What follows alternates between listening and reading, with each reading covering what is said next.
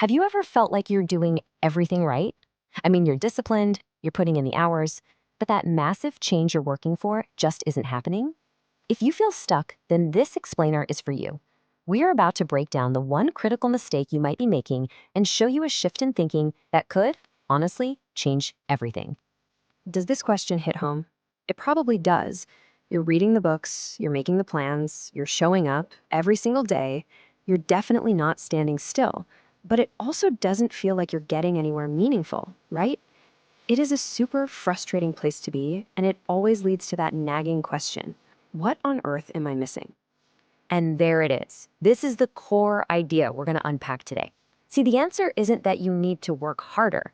The answer is that you might be channeling all of that incredible energy into the wrong type of action. You're busy, for sure, but are you actually productive?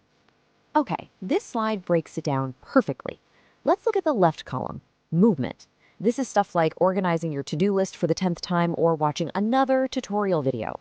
It feels safe, it keeps you busy, and it definitely looks productive.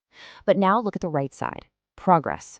This is different. This requires patience. Its results are often delayed and they build up quietly behind the scenes. It doesn't give you that same instant rush of activity, but this is the stuff that actually moves the needle forward.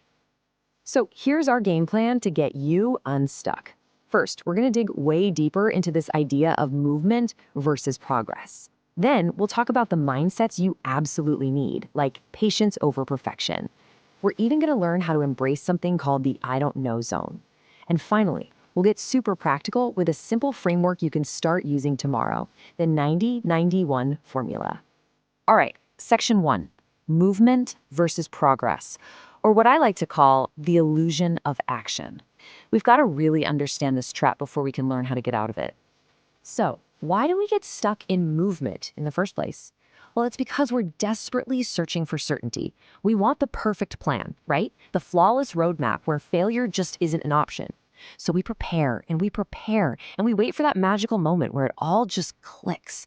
But let's be real, that moment almost never arrives. All that waiting is just a very clever form of procrastination. Now, let's move to our second section, which builds on this idea perfectly. Patience over perfection, the real reason we quit. This is all about the emotional grit that's required for real progress. Just let that one sink in for a minute. It's not usually some big dramatic failure that stops us in our tracks. No, it's the slow, repetitive, kind of uninteresting middle part. It's that point where you feel like you're doing a lot, but nothing big seems to be happening. Progress demands that you stay in the game long enough for those small efforts to quietly add up. The real test isn't your talent, it's your patience. And this brings us right to our third section, the I don't know zone, which is where real growth actually begins. Now, this is a crucial phase that most of us just completely misunderstand. We've all been here, right? You know, the initial excitement of starting something new wears off, and then suddenly you just feel awkward, unskilled, a little bit lost. And that little voice starts whispering, hey, maybe this isn't for you. We mistake that voice for our intuition, but a lot of the time it's just our ego panicking because we're in a place where we aren't confident yet. So listen, here's the crucial point. That feeling of being lost is not a stop sign. It is not telling you to turn back. It is the cost of entry. It's the price of admission. It's proof that you've left your comfort zone and you've entered a space where real growth is actually possible. Learning to get comfortable with this discomfort is a total superpower. Okay, let's get practical now. Section 4 is action over planning, the execution advantage. This is where we shift from just understanding the problem to actively solving it. In this slide, it says it all. The trap on the left, it's so familiar. Endless preparation, waiting for the right feeling to strike. But the advantage on the right is way simpler. Taking an average plan and just doing it. Acting, even when it's imperfect, is how you build momentum. And believe me, it's momentum that will carry you through the boredom and the uncertainty. Ultimately, this is the secret. Progress doesn't care about your brilliant strategy. It doesn't care about your initial burst of passion. It rewards the person who is still there, doing the work long after all the novelty has worn off. It rewards consistency, plain and simple. Which brings us to our final section, and honestly, this is a game changer. It's called the 90-90-91 formula. This isn't about doing more. It's about focusing on what truly, truly matters. The first number in our formula is 90.